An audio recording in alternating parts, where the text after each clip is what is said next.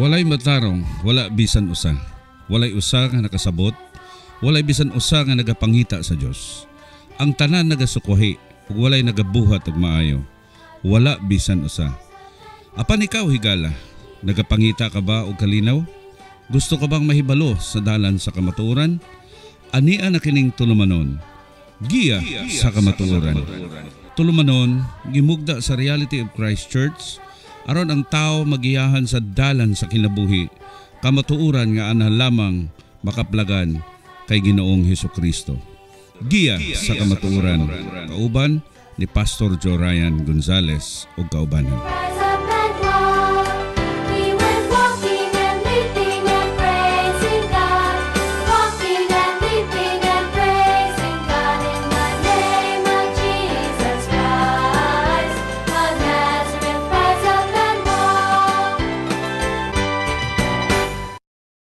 Bueno, karong hapon mga igsoon, gusto ko nga dalhon ko kamo sa usa ka mensahe nga atong isgutan karon ning kahaponon.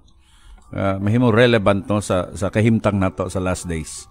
Ato mag-isgutan karon kining nganong sa ulahing adlaw magapuyo man kitang usa ka malisuron nga pagpuyo no. Usa ka dangerous, perilous na panahon ang kining atong gipuy-an sa last days. Unsay mga timailhan, unsay hinungdan ngano nga nagapuyo kita sa usa ka dangerous o perilous o malisuron o delikado nga panahon sa atong mga kapanahonan karon. Abi ninyo mga igsoon na hagit ko sa paghisgot nini tungod sa mga balita nga nagsunod-sunod, di ba? Atong miagi wala na to ni hisgote para magdugang og kasakit ngadto sa nahingtungdan both sides. Pero makuratan ka ng gawas diya sa social media katong kaning mag-ina nga gikalitra og pusil, di ba? Sa ingadto na lang hantod nga nanunga ang line issue, hantod na may pasok na panggihimo na yun political issue, hantod na hinungdan na kabahin-bahin ta. Di ba? So, gahapon lang, abotong imong gisgutan, tinuod ba to nga dunay duha ka bata? Dito sa banda sa Taguig, Pastor, nga hapon nga balita, basahan na ako mga 7 sa gabi, usa ka amahan, ang iyang gipatay ang iyang anak, ibigti niya ang duha niya ka anak nga 3 years old o 1 year old. Tungod sa giingon niya nga depression kay before 24 sa December nagpakamatay pud ang iyang asawa, pero murag na ay nakita nga but lang depende sa investigasyon na sa mga pulis. Wala na ta diha, pero klaro kayo nga daghan kay mga katingalahan di man katingalahan murag si tawagan na murag dili na to madawat sa atong sakto nga panghunahon na kini nga panahon karon nga atong gipuyan sobra na nga delikado, di ba? Bisan nga ni napatay sa tawagan napata sa pandemya unyang atong mga authorities, atong mga law enforcers nagpakanaog yun o pagbantay para sa kalinaw sa atong sosyedad. Daggang gihapon ng lapas o kung tanaw ni mga prisuhan sabot nini kining mapuno yun no, puno lang gihapon bisan ining kalisod sa panahon. Wa man tay gibasol kay wa nato ni hisguti para maghimot ako sa political statement dire. Ato lang ibutang sa sakto nga pattern kay kundi nato ni ibutang sa sakto nga placement kini mga panghitabo karon sa last days. Mahitabo nga magkabahin-bahin na punta, ibasol nato sa usa ka bahin, di ba? Ibasol nato sa gobyerno, panalitan tong pulis, ibasol nato sa pulis, di ba? Pero ang Biblia abi nimo mga igsoon nay gitug-an sa Biblia kung ngano nga sa last days, labi na sa atong panahon karon, malisuro na, dangerous o perilous na nga klase nga pagpuyo. O sadang maghisgot ko nini, ayaw yun magunahon na ang gobyerno mahinungdan. Muna gusto na ako iklaro nato ni, kung unsay mga hinungdan nga no nga, kining last days, kining mga panahon nato karon malisuron o delikado na puyan. Labi na ang nagsunod natong generation, di ba? Labi na ang nagsunod natong generation. Unsa man kay hinungdan no? Ngano nga ing ani atong society, ing ani atong kalibutan, ngano ing ana grabe ka samok, grabe ka gubot. Mabitaw din ako mo tanaw og TV para mga balita lang usay apilon pa kasi ilang mga issue, di ba? Political issue maka-stress, di ba? Although part na sa politics, pero ikaw na po nga minaway, ikaw na mo decide sa imong kagalingon kung angay ba nimo, iba si mag-feed ka sa imong una ikaw ra po may stress. Pero di may kalikaya kay mohawit matag cellphone o pop up na lang sa social media mga balita nga usay makapakurat. Mao na nga nakaako ko nga may mo message karon para mabutang nato sa saktong placement kung ano unsay hinungdan nga nagpuyo na ta sa usa ka malisuron og delikado nga panahon lalo na sa last days. Paliko na ba sa Pastor Ryan, mabasa nato diya sa 2 Timothy chapter 3 verse 1. Unahang sa Bisaya, sunod ang English. 2 Timothy 3 verse 1 sa Bisaya nagaingon kini, apan sabta kini nga unya sa kaulahi ang mga adlaw managpangabot ang mga panahon nga malisod. Sa King James version sa English nagaingon kini, this know also that in the last days perilous times shall come. Perilous time shall come, di ba? Sa Bisaya na yun, sabta kini. Buti pa sabot, dili ta mahimong danghag sa atong kapanahonan unsa na sitwasyon. Aduna kay sound mind, aduna kay proper nga understanding sa panahon nga imong gipuy-an, di ba? Kung di ka ni kakasabot sa panahon nga imong gipuy-an, iyon ang Biblia, sabta.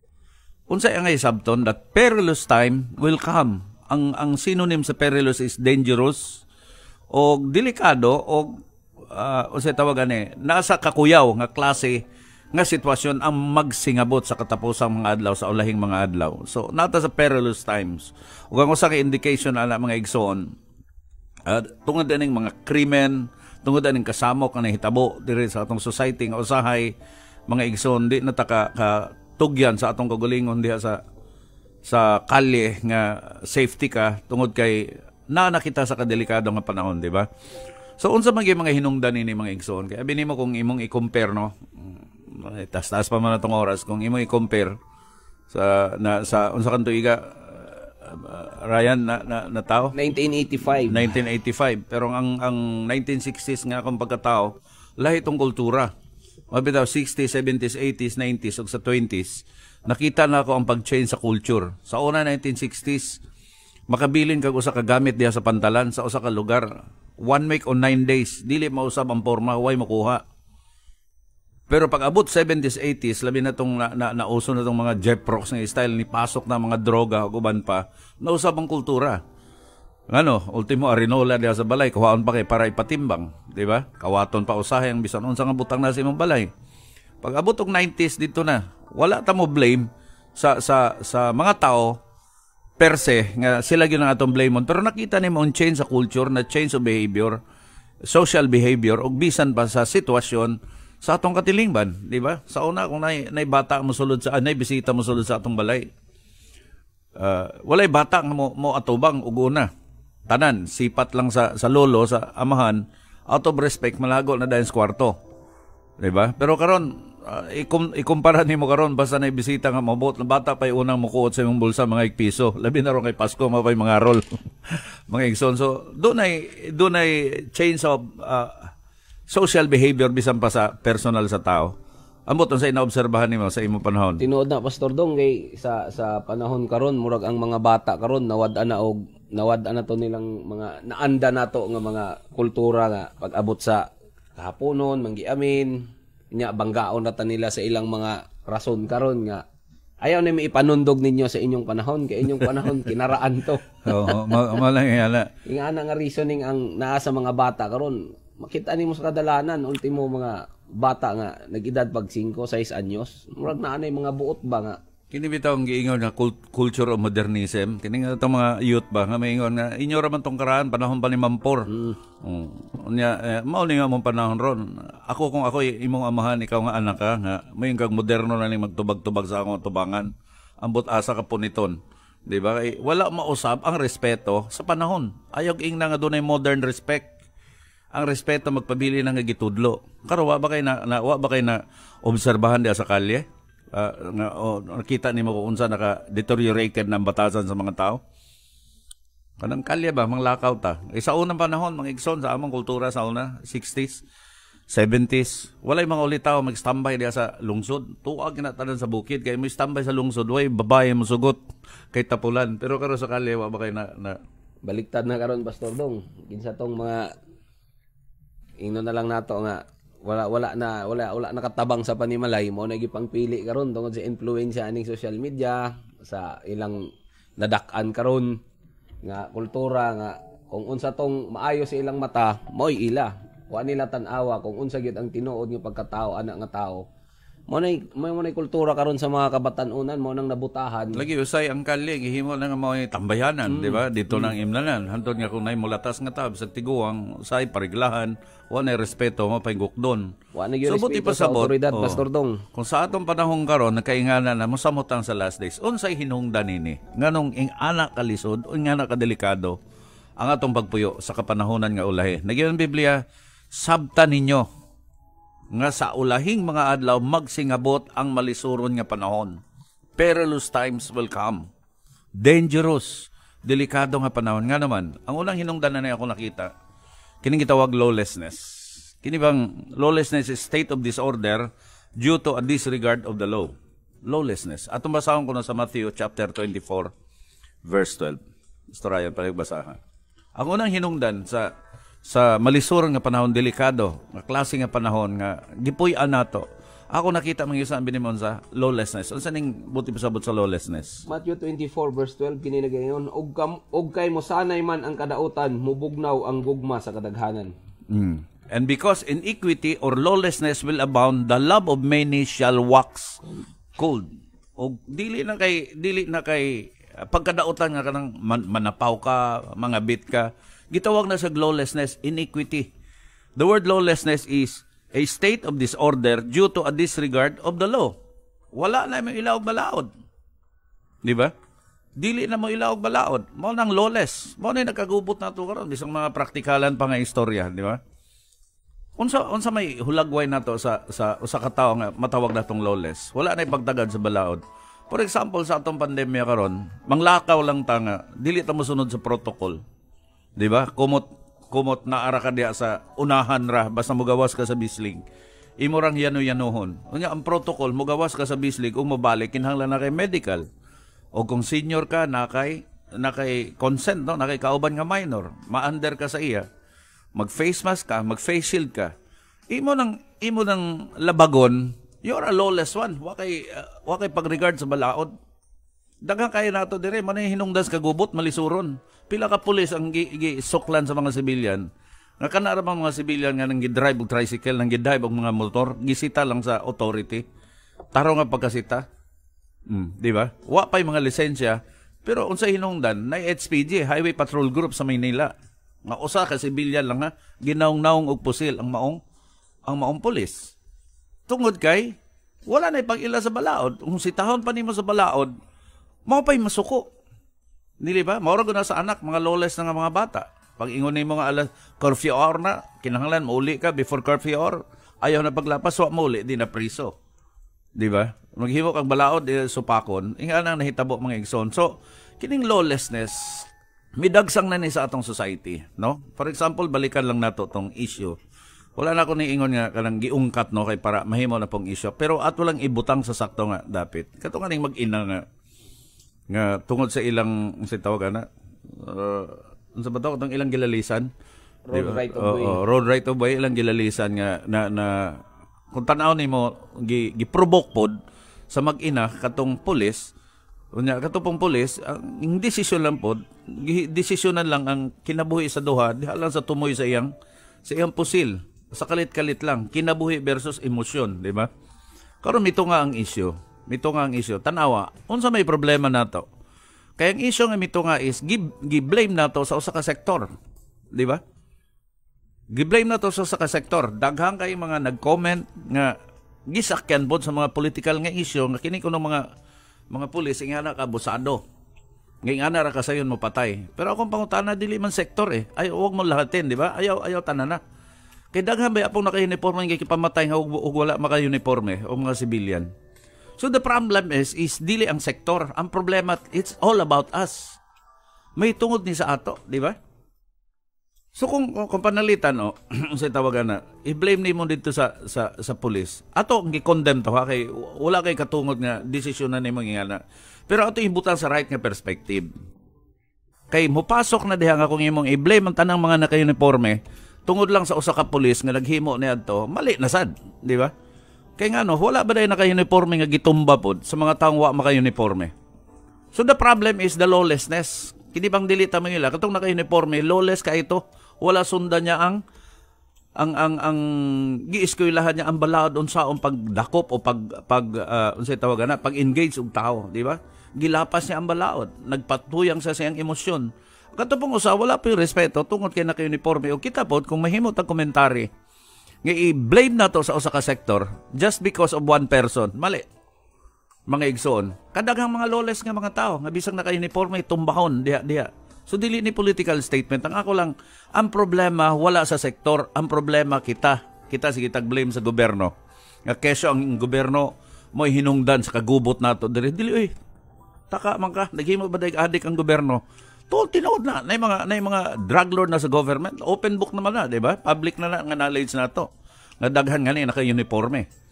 Nga nagpasok-pasok ka na. Pero it doesn't mean nga tungod anang gobyerno, tungod anang sektora, tungod ani nga mao na. Ang problema di ay kiting pagka-lawless na to, nga mismo katong nag-enforce og law, iyang gilapas ang law, di ba? Sige tang panglakop diya sa kalye o mga motorista wa mag-helmet, nya kita naka-uniforme pod wa pud mag-helmet. You're a lawless one. Dili ka law enforcer, gilapas nimong balaod. That's the problem. It doesn't mean nga naa ka sa gobyerno, exempted na ka sa law. We are under the law. Usa ta ka nasod nga naputo sa balaod mga igsoon, even sa spiritual law, the unseen laws and the civil laws. Tanang klaseng law na diha. So everyone may himong lawless, either naa pa ka sa gobyerno basta di nimo tumano ng balaod. Nag-ingon ang Ginoong Hesukristo na iniquity will abound. Mudagsang gina. Ayaw pag-expect na sa last days mga igsoon, way mga tao nga dili mo supak o balaod. Bisan pag-upat ka presidente na dihang maglingkod. Bisan pag tanang partido. Partidos Komunista, Partidos Liberal, Partidos unsa na lang, NDP, Unionista, unban pa. KBL, magtabang o dumala ani nga nasod. Bisan pag-usbo nato ang sistema sa atong nasod, not unless we will change, not unless nga kung ang tao mausab, bisag bag-o pa ang sistema, pero ang tao mausab, maura gihapon mga igsoon. The problem is not the system, the problem is the one who is running the system, di ba? Wala gihingpit. Puro man ta mga sayop. So, this is, dili ni social problem lang. Matawag kini nga spiritual problem. Nag-ingon si Ginoong Jesucristo nga lawlessness will abound. Maron di ka matingala nga daghang mga bata karon nga tampalasan o ginikanan. Nga daghang mga estudyante karon sa eskwelahan nga kung makasinggit, makalapas og mga maestra, grabe. Di ba? Sobra, bisa kung saan pa natong sulbad, dili gobyerno may problem solver. Abi nimo kini mga taong gidumala sa gobyerno, asa ni gikan sa atong pamilya. Nag-endorso tag mga generation, nag-endorso tag mga bata dito sa pamilya, nga diin gidumala sa gobyerno, gihatagan natong labad ang gobyerno. Pero actually, ang producer na is the family. Asa gikan ng mga adik nga bata? Nasa pamilya. Nganong gikawat dito sa kalye sa mga taong drug lord, sa mga taong pusher? Tungod kay kulang tag spiritual foundation diri sa family. Sobra ra ka busy, puro ra ta nag-apa sa material nga butang, nakalimuta sa gisulti sa Biblia na except the Lord build a house, their labor is in vain. Mo na nakulang nato. Mo na failure mga igsoon, daghang kay mga pamilya karon nang giapas academic excellence lang, di ba? Mga mga medalya nga ipangsabit-sabit sa bumbong, mga diploma, so on so, attorney unsa ba diha. Pero wa na to educate spiritually, gidala na to simbahan to. Church, wala dihang education. Ayaw kong inang musulod ka simbahan na edukar na ka sa espiritual. Ang pag-edukar sa espiritual ng mga butang naa sa pagtudlo sa pulong sa Diyos. Not unless bisag mo puyo pa ka, maging takong simbahan ka, bisag naara ka nagpuyo sa simbahan. Not unless doon na ka engagement, doon na ka encounter sa pulong sa Diyos. O maabli mong nahuna nga doon na day Diyos nga dapat natong ilhon, except the Lord build the house, o kawang lang kuno katong mga taong nagabantay sa syudad, gawas ko ang Diyos may magabantay nila. Bisag lukpon pa ni military police ni atong dakbayan. Basta walay kahadlok ang tao diya sa Diyos. Maurag yapon. Sa una, sa among panahon, 1960s, sa lugar sa among lungsod San Francisco, pila ka libo tong tao, pila ka gatos, mga 800 siguro, 3 ra ka pulis o 4 ra ka pulis. Akong uyuan pulis atong panahon na, tayon pa gyud yang tayaon ba yang revolver. Murag na 5 o 6 bato kabala. Kita mo ko bata pa ko. So, imagine 800, 6 to 800, di ba? 800 to 6 ang ratio. Tungod kay mga tao sa unang panahon, bisag dili sila relihiyoso, doon na sila pagtagad mahitungod sa Dios. Doon na sila pag-ila sa Dios. So, kining lawlessness, mao ni problema nato karon mga igsoon. Mo regard gyud ta og balaod. Kining mga tawo nga dili mo ila og gobyerno, mga igsoon, mo na yung mga tao nga naghatag kagubot, di ba? O kini pong naa sa gobyerno nga dili pod mutuog balaod nga imbis ilang i-enforce sila unahin lapas, naghatag po nagkagubot. There are laws, even sa atong pamilya, doon ay laws. Tanawa, unsay kagubot nga na yung malisuro ng atong pamilya sa pagpuyo. Unsay batas, nga gitudlo sa pulong sa Diyos sa pamilya. Unsay, children, obey your parents in the Lord. That is a law. Nadiya sa pamilya. And wives, submit to your husband, and husband, love your wives. Di ba? O kamong mga bana, higugmaan ninyong asawa. O kamong mga asawa, respetuhin nyo yung bana. Sulay o break ng alo. Nga ang bana di mahigugma sa asawa, kulutahon ng asawa. Bunogo ng asawa, di maghatag. O ikapot ng asawa, sulay break ng alo. Spiritual law, familial law, no? Kaning law sa family. Nga di ka mo respeto bana, magkagubot. Sulay mga anak, nga i-break nimo ang law sa family. Nga respetuhan nyo inyong ginikanan. You are lawless. Manay gitawag spirit of lawlessness. Ayaw pagtanaw nga mga NPA ang lawless. Ang spirit sa lawlessness, musulod na bisag asa, bisan niya ni kumpanya, musulod. Di ba?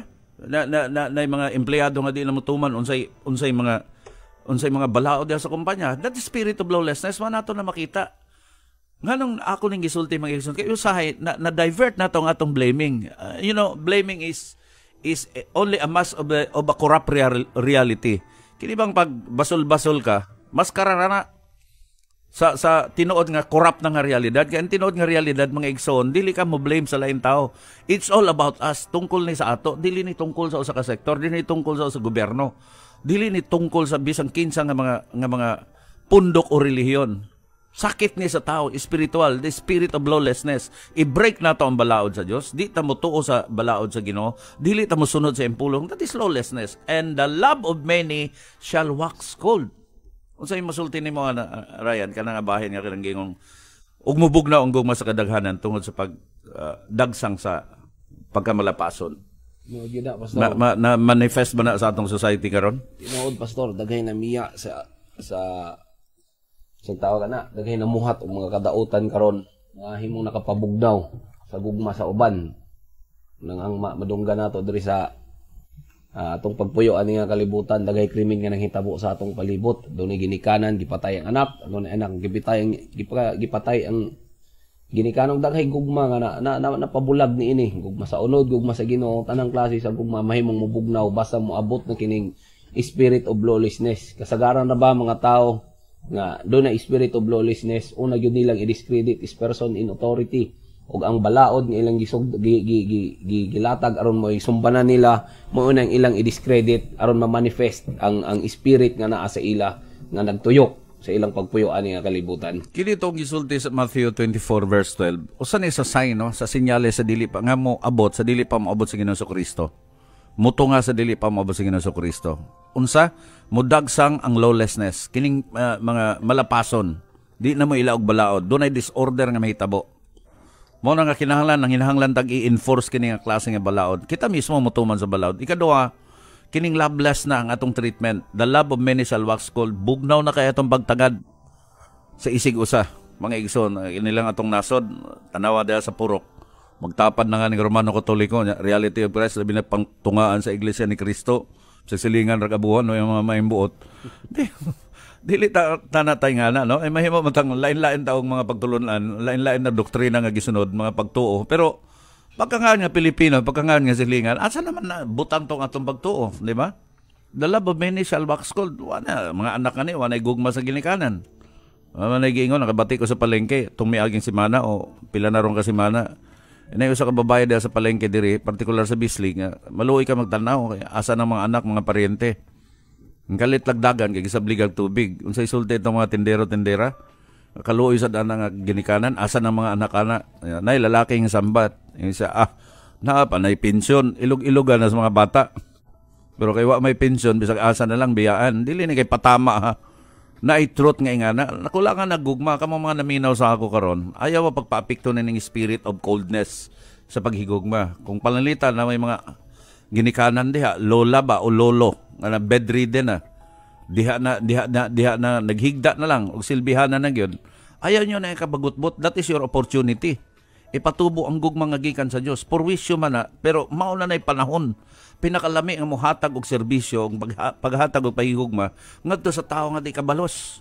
Kay nga no, Dios tay mo balos nimo og kinahanglan na sa atong sa atong espiritu nga mutunga na. Mabitaw kitang mga nagbitbit og Biblia, kita kining mga nagabasa og Biblia, kinahanglan mga igsoon kita may musulti nini ug magpakita ta i-display na tong tinuod nga gugma sa Dios, di ba? Unsay nahitabo sa atong relihiyon?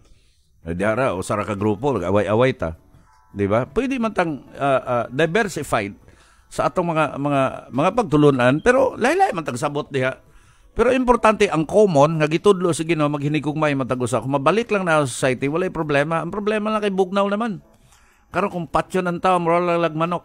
Maabot ang panahon ang kinabuhi sa tao, desisyon na lang sa tumoy sa iyang kutsilyo, sa tumoy na lang sa iyang pusil. Wala na pakonsinti. Wa ko gimin diri ha kay kinira bang mga malisyoso kay ngani nga klase nga statement ipakang na pud sa gobyerno. No. Ang problema dili lagi gobyerno kay gadaghan taga gobyerno gipamatay pod sa mga taong dili taga gobyerno. Ang problema ang tao kini nga espiritu nga mudagsang diha sa ulahi nga adlaw. So lawlessness o coldness sa paghigugma sa matag usap.